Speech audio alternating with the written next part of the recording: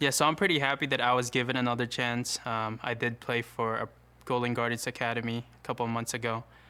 So knowing that there's another opportunity like Scouting Grounds for me to play and showcase the talent that I have and to showcase people, kind of show them that, I never stop working on the things that I need to work on, and to kind of show them that, even though I did get removed from Golden Guards Academy, that it wasn't going to stop me from, pursuing this, which is to eventually become one of the best AD carries from North America. And with that, welcome back to the 2018 Scouting Grounds. The teams are readying up on stage for round 2 between Ocean and Cloud. Which Drake do you think should win in an Elemental Drake fight? Well, probably Ocean, because I just don't like Cloud. As a jungler, I actively avoid the Cloud Drake. Even though I know that it's statistically good and blah, blah, blah, blah, it's like I still just do not care about it as much. It's one of the ones where I'm like, there is probably a better thing for me to do in the game. Well, luckily for you, Ocean are up 1-0 in the series so far. As you mentioned a few times, it has not been the best week for the team as far as record goes, but now to 4 game wins total, and would love to grab a series win here to finish off the week on a high. Yeah, it would be the way to kind of cap off the experience of Scouting Grounds for these guys. But at the same time, there were some great standout players here. Julian, Diamond in particular, and Metaphor also had a really good game here. And Jurassic is the one that we just heard there in that clip before the game. And he's kind of looking for redemption for the whole Golden Guardians Academy thing, where he was at the bottom of Academy. That was the 10th place team. I believe they went 4-14 overall, 10th dead last. And he's saying he still wants to be a pro. It's, you get knocked down multiple times. You just have to get up one more time that you get knocked down. And this is him getting up right now saying, hey, even though we are 0-6, we still want to win this. He still wants to show off. He had an okay performance on the Lucian, 2 deaths early, 3 total in the game, so didn't let the mid game get away from him. We'll see what happens here in the draft though, because Akali and Cannon will once again be banned by Ocean, and Aurelia will be back for another ban here on Cloud side, as teams have actually stayed at the same sides as well. But Victor is going to be the new one there. Makes sense, very strong champion, can be flexed in 2 lanes. Julian looked good on it there. And I think in general, knocking your opponents off comfort is always a good thing. I would personally like to see Julian play something other than a control mage. But we'll see what happens here as Braum, once again, the ban there from Ocean. Yep, and then it was Thresh and Xayah that were the other ones here. Because you picked up the ban on the Victor, you can only ban one of them. Question is, will it be the Xayah? And so, yes, it will. They don't want to give Jurassic that safety and allow them to be able to go after him in fights. Does feel like maybe something like Alistar is the easy first pickup here, though. Although we'll see what they decide to do. Yeah, because of the fact that there isn't a Thresh ban this time, there isn't as high of a priority on Alistar. So you're okay with picking something else here and not just going straight for that champion. And as you said, priority shifts. So Lucian is actually the first pick overall. So still a bot side pick, or bot lane pick, I should say, but taking the other one and see if Jurassic can have a different performance on the Lucian, although, as you said, was just fine in game number 1. Yeah. But there is the Alistar for Cloud, and I wonder if they are going to complete their bot lane here, depending on what they want to do with pick number 2. If Sophisei just gets off the Kai'Sa, says, you know what, give me something that I can make some more plays and I'll be more aggressive early with. Yeah, I don't know if you take that here. Maybe you potentially go for something like the Urgot and flex it. Yeah, I think that's the most important thing to go for. Makes sense. So there is the Urgot there for Cloud. We'll see how the rest of the matchups shake out here, as Ocean are now back on the board with their next 2 picks to come. If you want to go jungler and maybe Thresh, that could be a route, or Thresh and a flex pick. I think Thresh and a flex pick, maybe Aatrox if you want to put it top or mid. Yeah, so Aatrox is the one that jumps to mind as far as like, this is the other flex pick we've been seeing a lot of. We saw a ton of it with Aatrox Urgot at Worlds, and I feel like those 2 champions have only developed since that time. Victor, of course, is added to that list, but he is banned in this game. Yeah, I just don't know how much these 2 guys are actually like Aatrox players is the thing. So the Camille for Metaphor, or could be top lane Camille, still a flex pick, picked up here for the team. Yeah, so it doesn't give away a lot of information, and this means Cloud, they could go ahead and pick their jungler here if they wanted, or they could mismatch, pick their mid laner like a Syndra, and then go throw some bans towards counters. Only 2 seconds left to pick up this champion. It will actually just be a jungle trade, interestingly. So Camille and Nocturne once again, but swapping up players for these champions this go round. Yeah, I would say that the Camille is a little bit harder to execute on. She ends up being doesn't have the same engage range, even though her engage range is quite long. She can take over a game and has better scaling. If she gets behind, it's very difficult for a Camille to get back into the game. Feels like the risk is higher, but the reward may be much higher there as well, as Galio actually going to get banned away. So breaking up Camille Galio, Julian has also played a lot of Galio in his career, so we'll just take that one away. And there's a Sivir ban. We're taking some ADs away from Sopha Sage. I also like the Sivir ban here because it's a wave clear marksman, which would have actually kind of rounded the composition out for them last game. And it may have been a retro point where they're like, we had a Rumble and an Urgot. We needed something else there. And the Kai'Sa wasn't doing it for them. So I like the fact that the Sivir ban pops up here from Ocean. And there's Syndra, another mid laner taken away. Probably means that they're going to pick their mid laner last here on the side of Cloud. They don't want you to be able to counter with a Syndra, or I guess blind pick a Syndra here and feel good into almost all matchups, or then have the Galio with your Camille like you had said earlier, Pastry. So It just seems like they're probably going to pick their marksman here. Varus jumps to mind. I believe there's also Kai'Sa still available. Yeah. Interesting to see Ezreal taken away. Kind of the safer marksmen there in the bot lane have kind of been moved off the board. It does mean Kai'Sa though still up, and Sopha Sage says, you know what, last game, just an oopsie here and there. Comfortable on the champion, we'll take it once again. Yep, Kai'Sa, no problems with that, but also better alongside the Alistar, because you'll apply 2 points of Plasma with the Headbutt and the Pulverize and start your combos off right. And Echo, actually, pretty good pick. You can actually flex it top or mid if you want to. Certainly can. But... Okay, well, still a flex pick, Lissandra there. Yep, flexible while you think a little bit more. Yeah, again, you know what? Maybe that's just a good panic pick, you know? Just pick a flex pick. We'll figure it out. Give me 20 more seconds.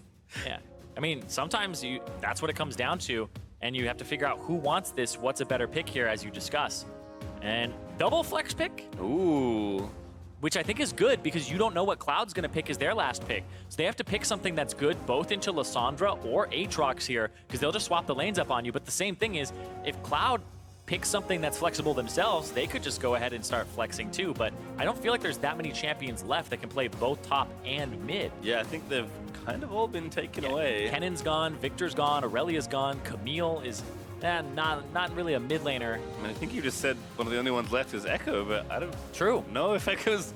I mean, he's fine. He's not good into... All right, Oh, there's the other one. we didn't consider the obvious one. The one from last game.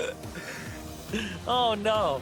Okay. Well, I'll see where this one goes, because you have 20 seconds on the clock. When it hits 20, you can't swap anymore. I feel like you want the Aatrox into the Rumble, because you can just actually just blast him and he can't really get away from you. So yeah, they're swapping there. Wait, let's see. This might be one of those trigger finger ones, like who goes at 22 seconds, who goes it back? This is the mechanics of the swapping. And they're locked in. You do have the Aatrox into the Rumble. Okay, so did want it for top lane after all. Julian back on control mid duty with Lissandra. But I think, as you said, as far as matchups goes, this is kind of the thing that makes the most sense. And interesting to see Firefire. I mean, Rumble, Urgot, Rumble's certainly not a champion you expect to see very often in mid lane. Urgot is, but not every player is willing to play at mid lane. Certainly a champion you must learn as a mid laner is quite different from a lot of the other champions. So if nothing else, credit to him for willing to play, you know, some more offbeat picks and willing to learn more to give his team more options here in draft. And I actually think that last game was an example of that too for Firefire. Yes, where he's displaying the flexibility, saying, I'll play the Rumble here. I actually think that Jenkins is by far the better Rumble player. Bob Jenkins pretty much, he was playing the Kennen, the Gnar, the Rumble. He'll play the mages in the top lane and the range champions. It's right up his alley. I don't think it's the same thing for Firefire in the mid lane. So on a champion, a little better for him, but also Jenkins now on a better champion for him as well. Just listed all Season 1 top laners, by the way. Rumble and That's Kennen true. have been around forever. That's true. I was going to make the joke that the last time we saw Rumble mid, Europe and NA didn't share a champion pool. That's how far back you have to go. It was basically at the first Worlds where Europe and NA like finally met up, and he was like, hey, you're supposed to play with support marksman bottom, and NA's like, What is oh, this? I didn't know that. No way. Only one player was willing to be like, I think Rumble mid's good. And it was amazing, apparently. Yeah, it was actually pretty good at the time. But That's how far back you have to go back for in me the to day, remember Rumble Mid. when we had, I mean, that was 7 years ago. It was a very long time ago. Oh my lord. Okay. I don't want to think about getting I'm old. impressed Anyway. that you, as a young upstart caster, can remember that far back story, and that impresses me. Man, I'm 28, man. There are people in this game that are literally a decade younger than me. All right, anyway, regardless. We're talking about these young guys here who have just like pretty much started to get to that point where they're like, I want to start a League of Legends career.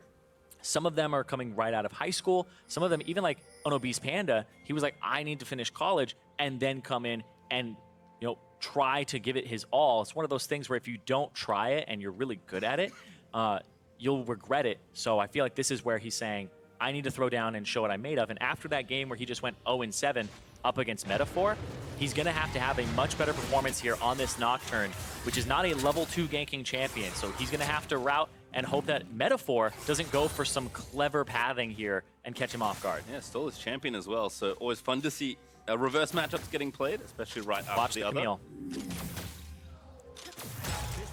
Up, has the sweeper coming down the bot lane. I've seen this a few times.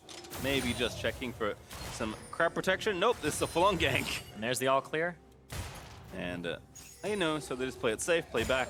Don't Yep. want to walk themselves into a threshold call. I feel like Diamond might have actually given that up a little bit by walking too far forward. It does give them control of the wave because they now see him actually doing the scuttle crab. He's going to pick that one up. Whereas, meanwhile, Obese Panda, he actually is going for a red into Krugs, into going for looking towards the top side, but he's going to go for the second scuttle. So now you can't kind of do the same thing here. Yep, no double scuttle this time around. I think Metaphor is realizing that. Looks like there is a ward. Not sure who it is. Not sure if they can see just yet. Actually, Obese Panda is all clear here on the Scuttle Crab, so he'll just take that one out solo. But Metaphor at least realizing enough to go invade and take down some jungle instead, as the first hook from Diamond will just miss. Yep. Goes for the hook right before they hit level 2. And Sophis Sage actually zoned away from the experience a bit. You can see just that difference in the matchup there.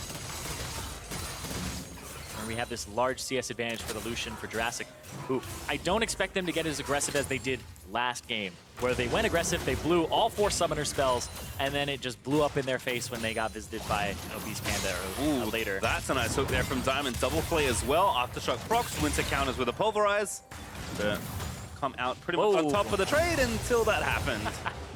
Throughout the W, though, got a little bit of a counter, and now here comes Metaphor. Actually going for a tower dive here, level 3. Surface Sage already getting down. There's the Ignite looking good. Hookshot's gonna miss. Sage is dead though. Jurassic able to grab the first blood. And now TP's down. They're gonna dive in with the Aatrox. He's already taken up the turret. He gets the kill as well.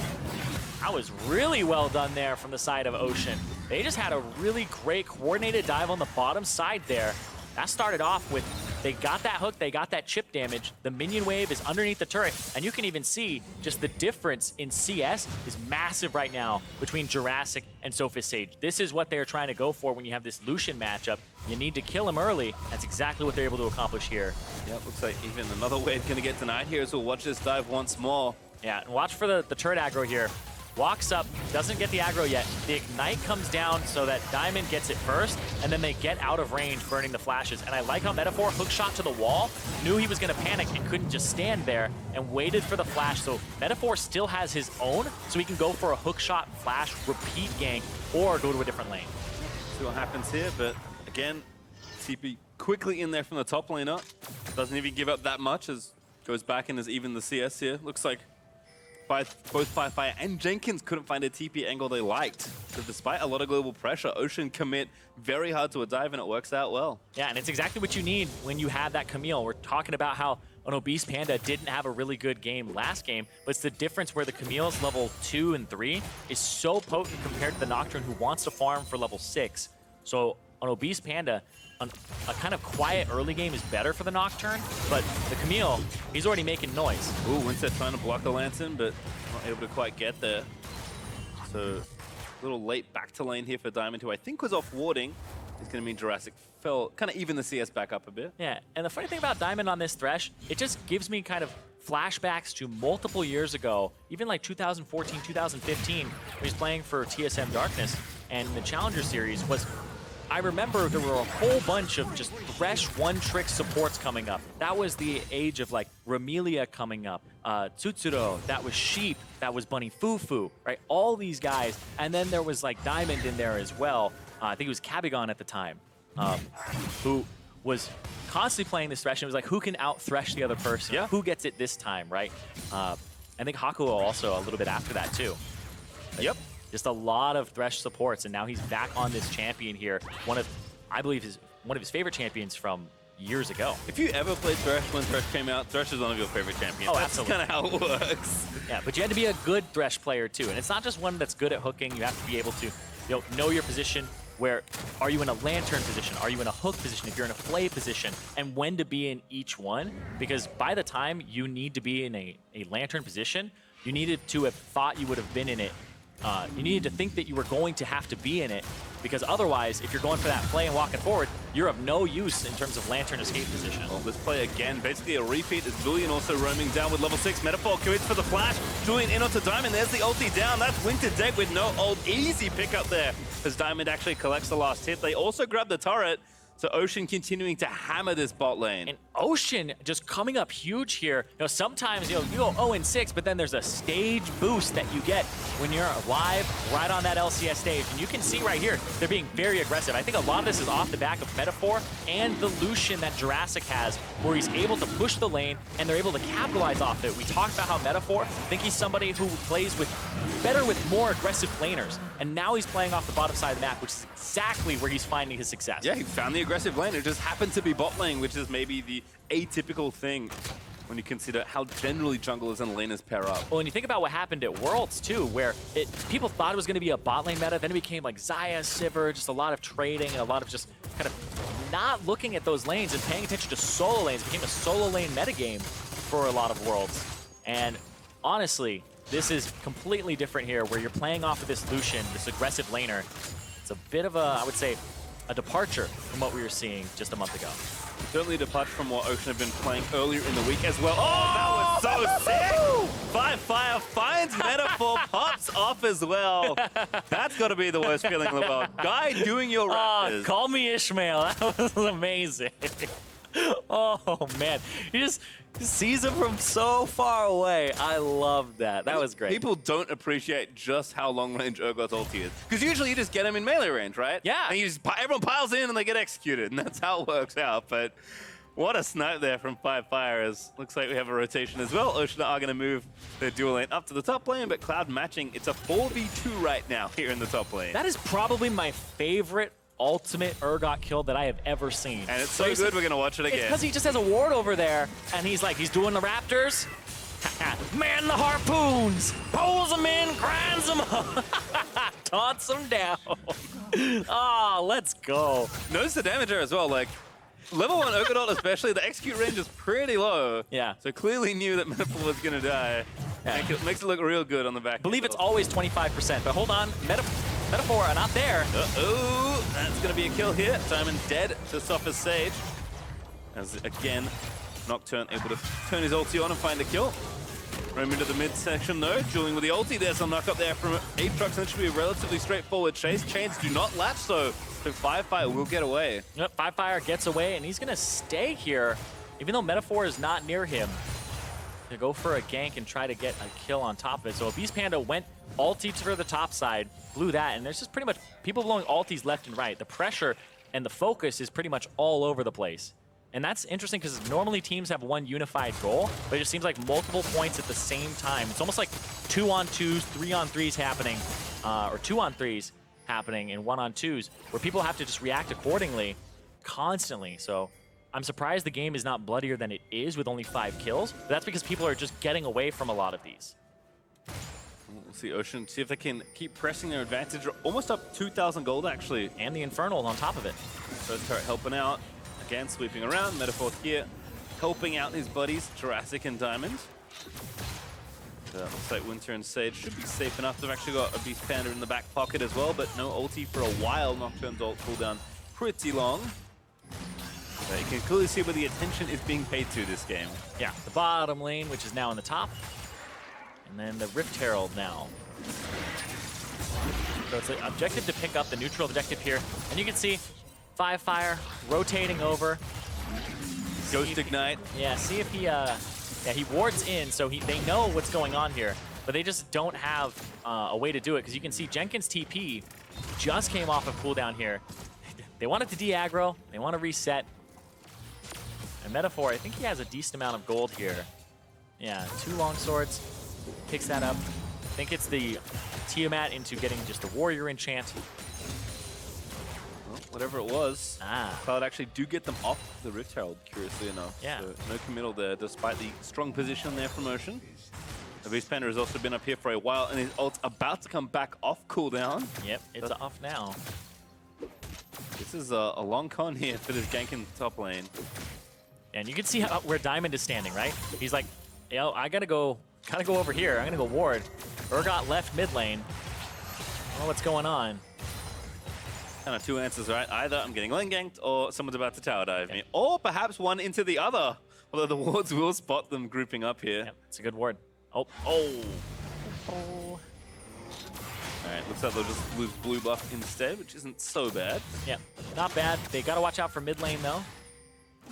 I'm gonna go clear this out, prepare this area with the Scuttle Crab, and as well as getting rid of some of those wards.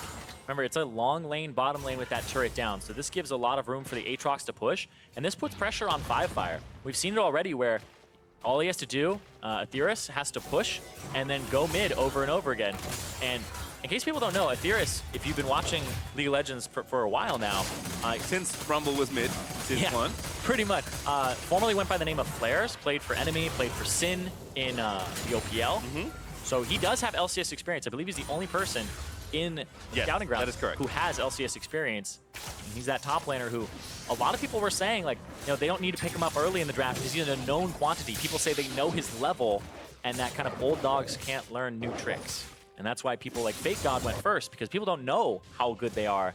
And I feel like a lot of people think it's easier to just work with somebody new than it is to break people of old habits or bad habits that they've had formulated over many years. But again, this event is really about showcasing these players that are looking to either push themselves back or for the first time into the higher echelons of competitive play, and looking good here, you know, having a good week, talking to your coaches, the teammates that at least you have for a week.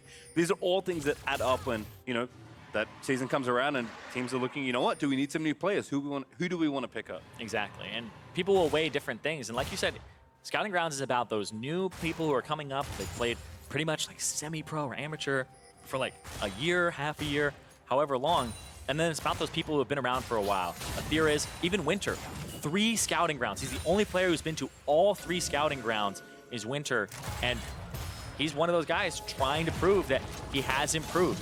But honestly, making 3 Scouting Grounds means you've been to the top of solo queue for 3 years in a row. You're certainly consistent, if nothing else. This is the paranoia from Nocturne trying to find a pick up, but no one really good to get. They actually do find Julian, but he's going to ult himself if he can try and make it. Does get it there. The Unstruck proc, and everybody piles back in. A decent ult there from Jenkins. Lindsay's burning down. He will get picked up by Jurassic.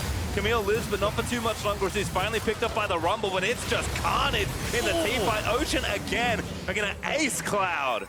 An ace, a triple kill going over to Jurassic, who he said the Golden Guardians Academy kind of kicked off the team, wasn't going to demotivate him here. 4-0-3 on this Lucian here, having a great game where they've played to him and showed what he can do if you focus his lane. Yep, they'll get a Rift Herald. Jurassic should be able to clean up the top outer turret here as well. Ocean once more snowballing very cleanly through this early game as they move into a very strong mid-game for themselves. Gold lead looking about 4K right now. That will increase as they pick up their objectives, as somebody needs to grab the Herald. Somebody. There's pings on it. I think they know it's there. Yeah, it looks like just going to take the crab, and then Theoris will pick it up. Not forgotten.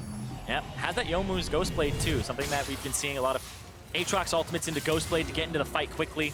Speed yourself over there. But here, Obese Panda looking for the engage. Looks like he's clicking on. Lysandra goes in. Julian gets the ulti himself, and then it's the counter. It's the flip in there. And then you have this gigantic fight where there's so much damage that comes in from Aetheris with those final Qs on multiple people there. And it's just the cleanup. Just so much damage comes across. It's this big cluster that happens once again.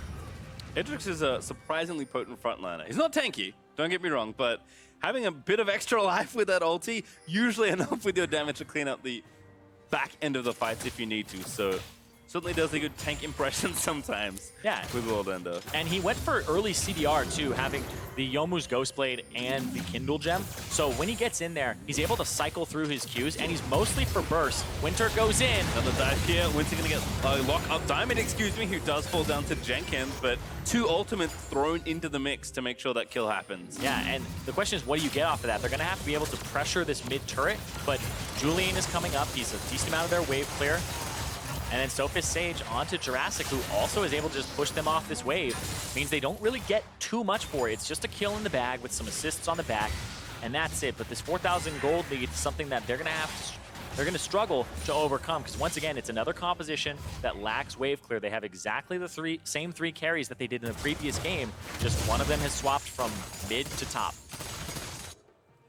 See Ocean again grouping back up. Looks like Julian is going to swap more permanently here to the bot side of the map. There is still the mid outer turret for Ocean to take, and they do have the Rift Herald. It is, however, on their top laner, which isn't usually the slot it occupies. Yeah, but he's been able to just push these waves out, and there hasn't been much that Jenkins or FLICKR can say about it. I think FLICKR will stand a little bit of a better chance against him as opposed to the Rumble that's been struggling. We've even seen the Rumble has gone for Ninja Tabai here because there's just so much armor that he needs to build up, because it's a 3 armor, 3 physical damage threat composition here. And a lot of people don't consider Lissandra to be very high in terms of damage. She can deal a lot. She's a lot of CC, but a lot of people don't really respect it too much at FLICKR. Yeah, 2v2 here. FLICKR locked up by Metaphor.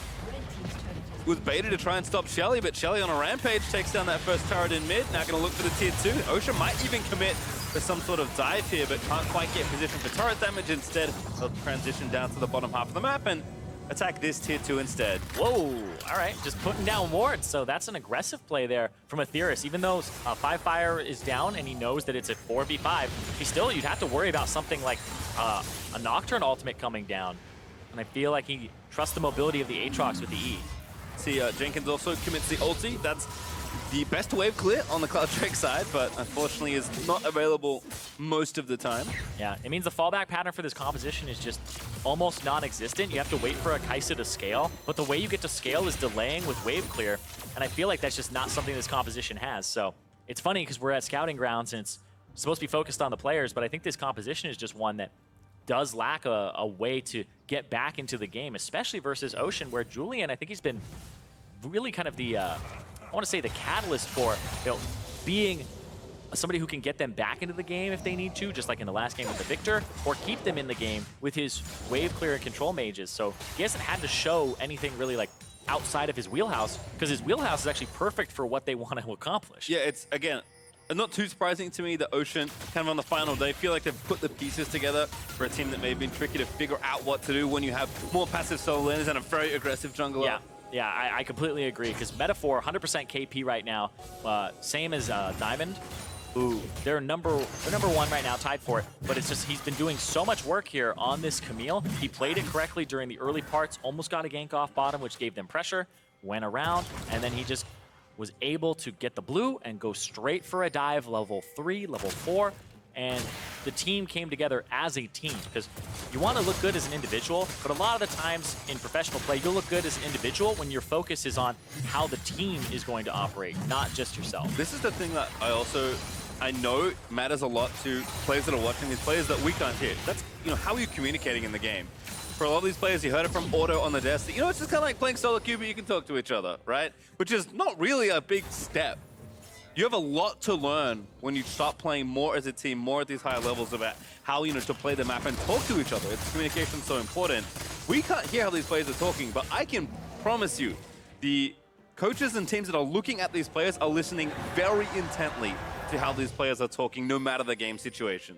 Yeah, and I would also say like a week is not enough time to work out any sort of system, so I would assume people are just pretty much talking about what they want to do, what they're able to do, unless you have this magic combo where one person is a really adamant shot caller and smart about the game, and the others are just going to follow up. Diving again, Winter after the Nocturne ulti, we saw that combo last time, but again, Ocean going to turn it back around for the counter-attack. Sophis locked up by Metaphor, completely out of position, to be honest, as FLICKR is going to try and get somebody down. A good three-man route there from Julian. He's going to try and buy more time as he does. Manage to pick up Winter, and here's the Aatrox finally. Better late than never. He's going to clean up the back end of the fight. It's only one dead on the side of Ocean, and once again, another ace is being chased by Ocean. Nice knock up there.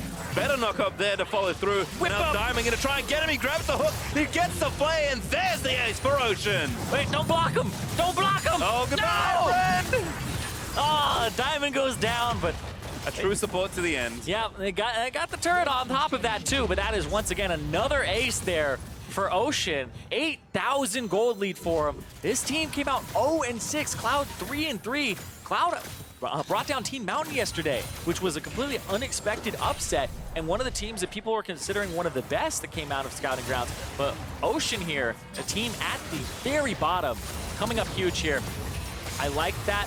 The roll away from Metaphor. Winter gets in, but then Sophist, he used his ultimate to get to the back line, and that's a no-no up against Julian on that Lissandra. He finds him even through the ultimate from Nocturne and just points, clicks, presses the R, and then it's completely turned around here. There's some low health bars, but they just can't get them low enough for the Ergon ultimate. They can't get them low enough so that they can actually clean up this fight.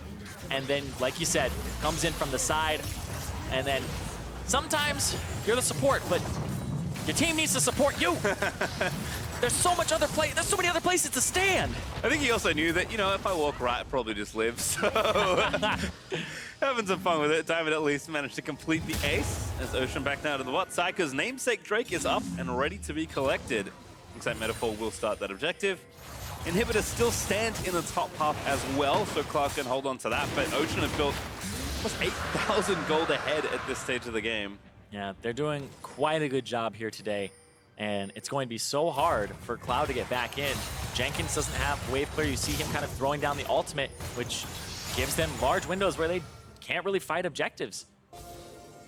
Rumble ultimate is a huge part of the composition, and every time they use it for wave clear, it just kind of puts a damper on what they can actually contest afterwards. Yeah, and the inverse, of course, is if you can't play defensively to let your scalers hit their points, then you have to do the opposite. You must play aggressively and try and get gold that way, and at least if you trade and don't lose too much, you're getting something. But as pointed out, that's very difficult strategy when you're behind, because every time it goes wrong, you only get further behind. Yeah, you playing safe is dependent on what the enemy is doing at the same time. That is up in the top lane, by the way. There it is. Julian in a 1v2. Oh, about to be 1v3. My friend just gets shot down there by Fire. So again, good gold to collect. Yep, picks him up and... Oh. Metaphor again, finds the ulti. They're leaving him. Aatrox going to try and cut the rest of them off. Yep, that's one dead. They're going to try and grab more here. Winter going to get played back around. A Beast Panda should live, but Sophist can't get in there. He's going to leave Winter out to dry. The Jurassic picks up a double kill, and this inhibitor will likely be forfeit as well. Yep, that inhibitor, but that's two people dead as well on the side of Cloud. I don't know if they'll push. I think they're going to back up, potentially look at picking up the red on the way out, if they saw it, and then they might go for that that Baron on top of it. I wonder, because Julian does have teleport, but it does look like a recall is coming in here for Jurassic. Yep, they've got the gold. They need to go back, reset, and spend.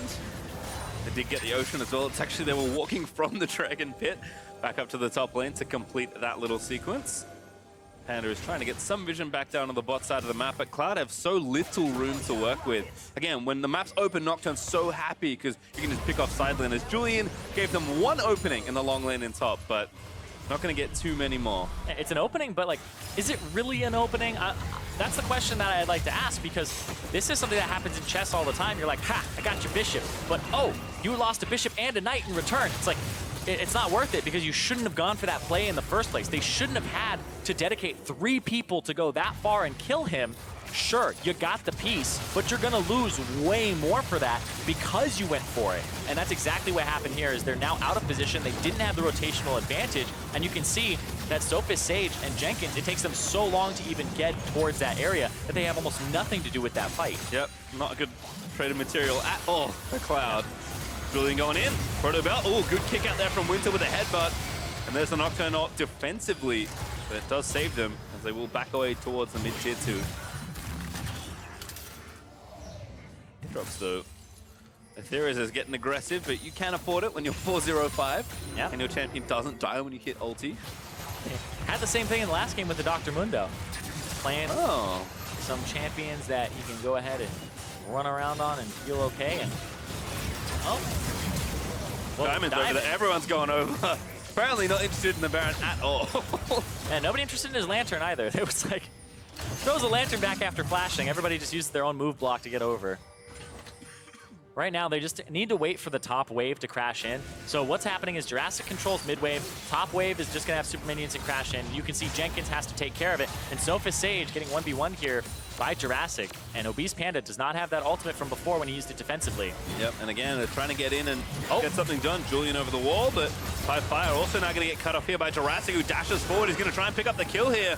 Heal gets burned, but Ethere's over the top. Forces the flash from Sophus Sage, a trade that's likely worth it. Given the situation they're in, they'll regen with Ocean, they'll run back to the objective and keep baiting Cloud into the area. Yeah, this may mean that FLICKR has to TP back in or take care of the super minions. There's the TP. He's TP flanking, but they're going to be able to either collapse on him. Mistimes that slightly, but Julian gets forward there with the root. Top bot popped there. FLICKR, though, forced to flash, still gets clipped by the Glacial Prison, and that's going to be a kill over. It takes a while, but Diamond claims yet another one here, as Jenkins also forced to flash away, but Urgot's still chasing. Well done, that gives you so much move speed, and now he's just going to try and force Jenkins to fight him, but not a fight that the Rumble can maybe win. He's overheated. Actually, the change didn't land. Julian, he's trying to flank around. Jenkins, he might be able to pick up a kill, but Diamond again secures the kill. Yep. 4, 3, and 12 for your Thresh. Playing quite well today overall for Diamond. And that's going to be another turret, whereas that top side of the map, there's super minions that are looking at that Nexus turret. It's very, very low right now. There's the TP that's going to be coming out to get them back up there. It's going to be Ethereus coming through. Yep, just committing again to trying to take the maximum number of structures here on this push. No Baron, but power play was long enough that they're able to take at least the bottom inhibitor turret, and they do want to end him if they can get it. FLICKR, he's going to get caught in the chains. It looks like enough members of Cloud here to defend means that no other inhibitor will be felled. And this might be just a recall here, or recall into Infernal Drake. Everybody just, you can clearly tell what's happened with Ocean is somebody, coach has said, you guys need to stop goofing off after you do something. Everybody needs to recall, reset at the same time.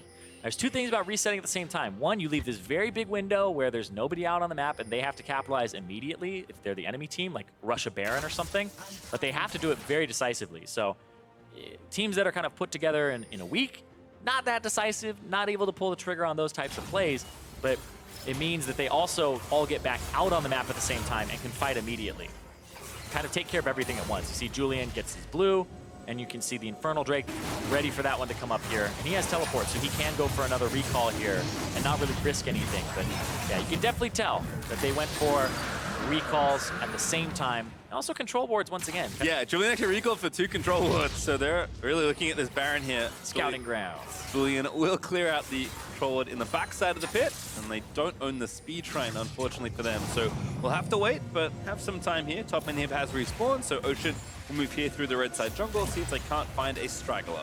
Yeah, I also love that Jurassic has Merc Treads, and he had 2 control wards, so him also contributing to vision as the marksman. They usually actually have the lowest ward scores in pretty much the entire game, because you want to just buy items all the time. But the Merc Tread's on top of it too.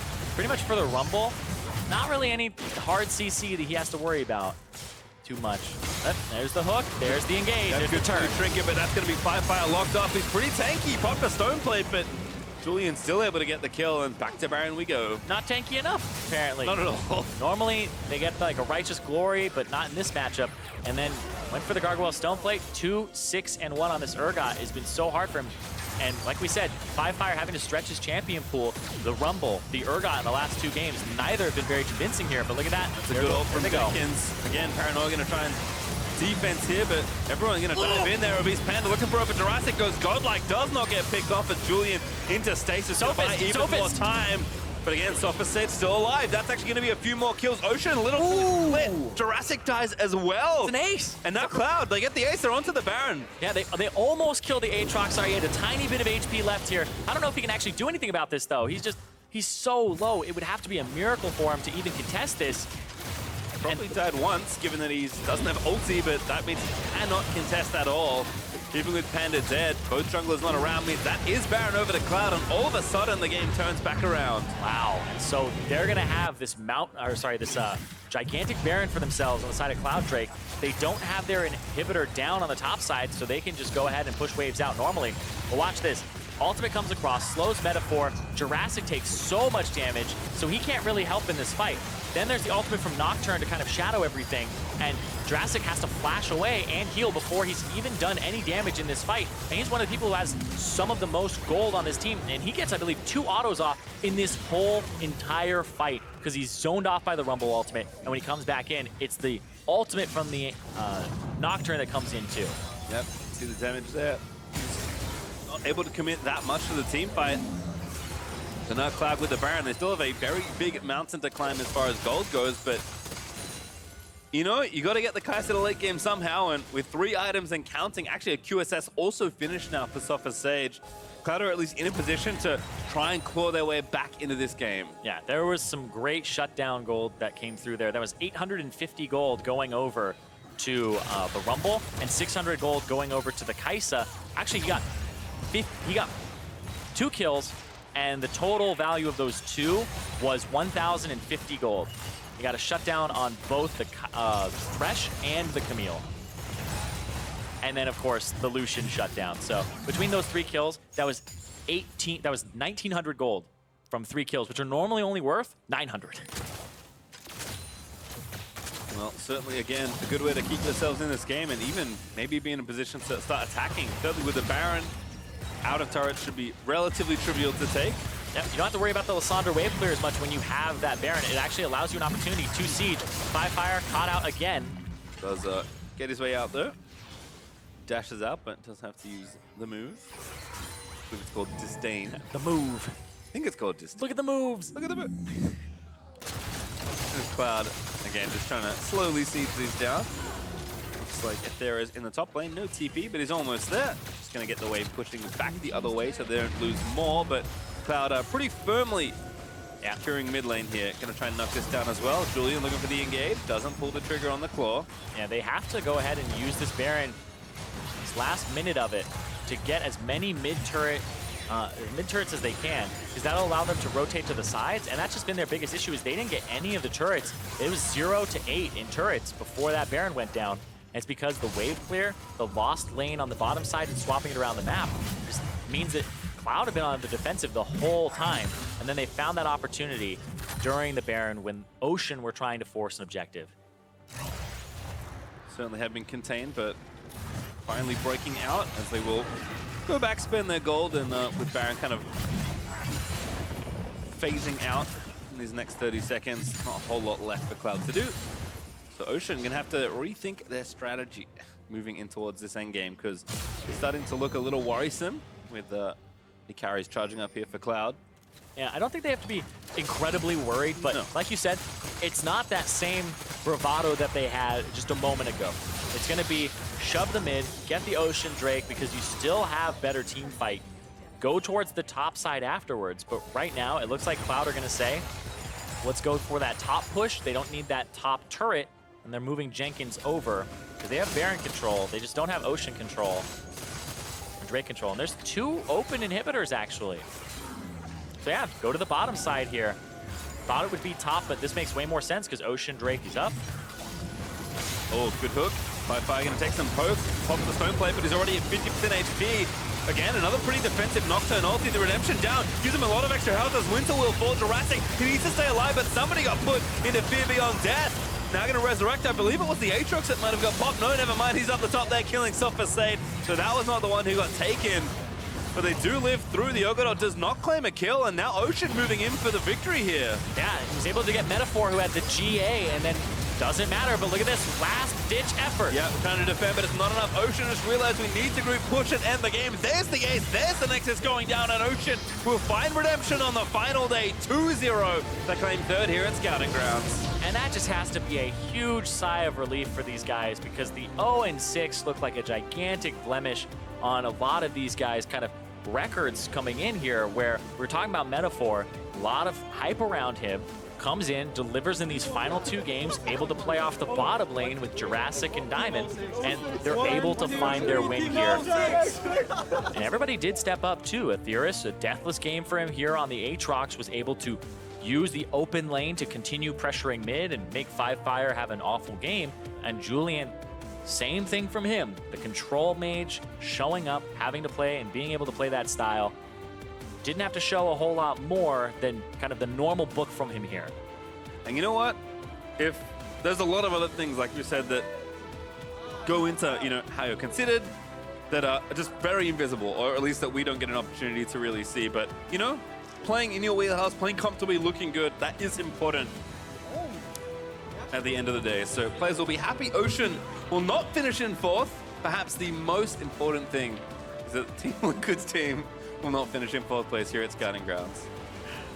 Seemed inevitable, but the 0-6 just gets you in terms of seeding to the group stage or the knockout stage, and right here, finish in 3rd, hold their heads high. But really, I think a lot of these guys, the sigh of relief of having at least some really good games to show here to people who are looking to pick up some talent. And of course, again, they've had a whole week to play. There's plenty of other footage for teams to watch depending on who they are scouting here. But, I mean, just looking at jungle, I mean, you said it, Beast Panda was drafted just above Metaphor, which for most people was not the expectation. Yeah. I think Metaphor this game is like, hey, I'm the better jungler. Watch this tape. Yeah, and people were saying that Metaphor was getting a bit out-jungled, and when I watched the games, I wasn't exactly what I thought was happening. I thought that he didn't have the same pressure from either solo laner, and he seems like somebody who likes to play off of those types of lanes very early, but he showed the flexibility being able to play off of bottom side and to play an early jungler and swap the matchup too, because they picked the Camille when Nocturne was still up, said they would rather have this jungler, even though he had a great Nocturne game before. It just felt like something where they were ready to just throw down the gauntlet and say, I can play this matchup, the opposite side of it, and show you what I'm supposed to do. Level 3, level 4 turret dive works out perfectly for them with the coordination, and it all came together from the composition as well, I would say. Yeah, you think about that. Whoever organized that dive is maybe the player you start looking at, right? Because whoever calls, hey, this is a situation we can go in, really well executed there to give Ocean the snowball. But for more on that victory, we are going to send it over to Overly for an interview with Team Ocean's Diamond. Thanks, Pastry. Diamond, we weren't sure if we were going to see Team Ocean leave with a win today, but you pulled it off. How did you lead this team to their first series win? Well, I wasn't sure we're going to win either, but we managed to pull it off. I think we just didn't have anything to lose anymore. We just stayed calm and we managed to pull it off. So pretty proud of my team for doing that. And you have 3 members on your team, a part of Polar Ace, who have kind of played competitively pretty regularly. So how did it affect the team dynamic with you coming in as like the new kid to the team? Obviously, there was a void left because since like the 2 players that are supposed to have the most energy in, like the support and their jungler were missing, it was kind of hard to fill that void. And at first, I was trying to put myself too much into them. I think I was like trying to be much of a bigger voice than I should be, and I think they affected the team really badly at first. But then we found like our voice and everything, and it went really well after that. And over the entire week, you have had access to professional organizations, coaches, and their staff members, and throughout the week, learning from them. What was the biggest lesson that they had taught you? I think at first we were trying to go too in depth in things, and we were trying to go too hard on and like try to do things that were like when you don't have the core mechanics of the game, like you can't execute well. And we just went back to basics. And Dodo's a really good coach, and Case is really good as well, and Sojin, they helped us a lot. Hermes as well. They all helped us a lot. And I'm sorry if I forgot anyone, but they're really good help, and they made us really become something when at the beginning we were just not good at all. We have Team Mountain and Team Infernal loading in behind us. Is there anything that you learned from the players competing here? Yeah, don't give Ivern to Fragus. He's the Bedoink machine.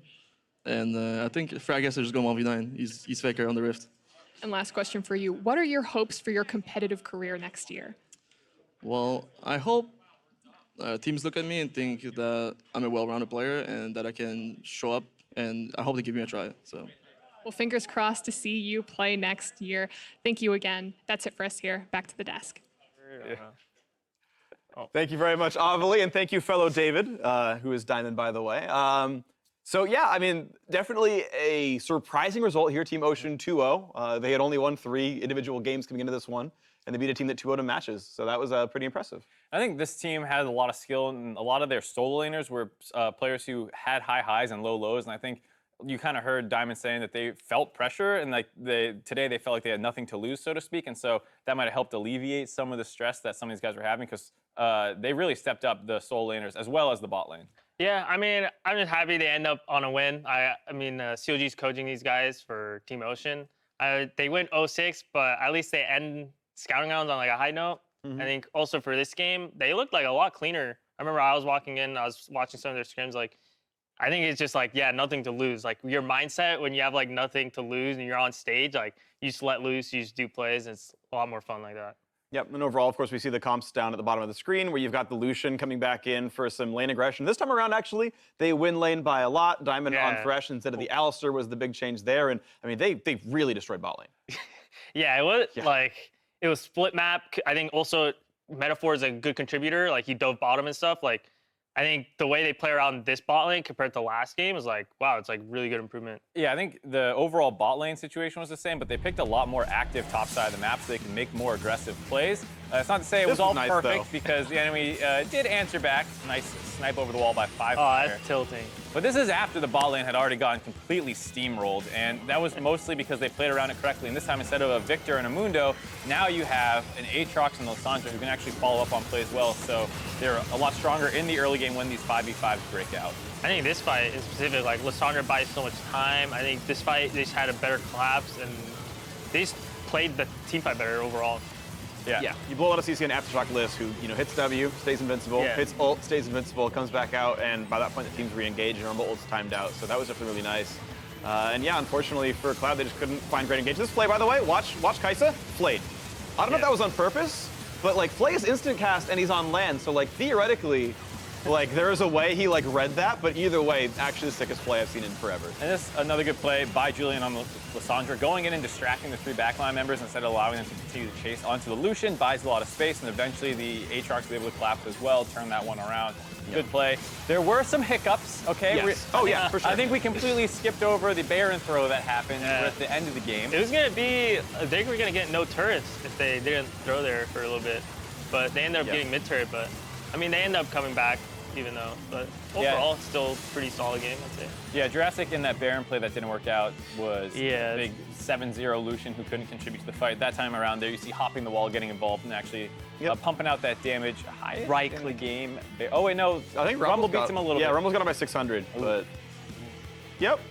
But it does signal the end of scouting grounds for both these teams, so I want to kind of move on to talking about the 10 players here who put out 7 best-of-3s throughout the last 4 days now. This one, of course, played out on stage, on camera. The other ones were back in the practice rooms that the L6 players normally use. So kind of thoughts on the 10 of these players and what they did this week? I think for me, I think Metaphor was a person, he played on MLGB with Duo King, and I think for him, he was pretty hyped up going into the scouting rounds. I think overall, I think he played pretty well today for these sets, but I think a lot of it with jungling, it's, at least from solo queue to competitive, it's not like, oh, I play Kayn, I'm gonna go Shadow Form and just 11-0. That's not how competitive works. So I think for sure the junglers, especially like Metaphor and Panda, it was like fun seeing them because solo queue is like, jungle is like a carry role almost, but in competitive, it's like you're there to enable laners, you need to communicate, it's like a lot different. I think for me, I'd have to go with Diamond. Not only did he have a great Thresh game there that we saw, but also his Alistar game in the first game, he found a lot of really impressive headbutt pulverizes, and there was one skirmish in the early game where if they won it a little bit harder and actually killed the Kai'Sa, they might have been able to snowball that game as well. But I thought in both games, he was a large factor in the laning phase and in team fights. Yeah, the one player I want to pitch in for is Obese Panda on Cloud. Even though they got 2 out, I thought he had good games both times. I liked his Camila a lot. I thought he had some good ganks, some good pressure, but of course the whole team couldn't quite put it all together. Either way, some fun matches. Of course, we have more to go. So more action coming your way very soon. Team Mountain and Inferno will hit the Rift as we go up for our last best-of-3 of this wonderful, I don't know, tournament? Whatever it is, of this event of Scouting Guys 2018. Don't touch that browser.